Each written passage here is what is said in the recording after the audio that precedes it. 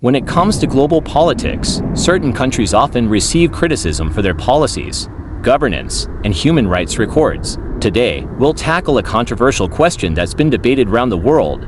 Which country is the worst? We're looking at Turkey, Saudi Arabia, Russia, India, Ukraine, China, and North Korea. First, it's important to note that every country has its challenges. Turkey, for instance, has faced issues around press freedom and human rights, especially concerning its treatment of Kurdish populations. Saudi Arabia often faces criticism for its strict laws, human rights violations, and restrictions on women's rights. Russia is notorious for its authoritarian regime, limited freedom of speech, and recent military aggression, particularly in Ukraine. But then we also have Ukraine itself, which is still dealing with issues of corruption and political instability despite its ongoing fight for sovereignty. China's controversial policies on freedom of expression, the treatment of Uyghur Muslims, and its aggressive stance on Taiwan and Hong Kong have also brought it under global scrutiny. Meanwhile, India, the world's largest democracy, has its share of human rights issues, particularly regarding religious minorities and growing inequality.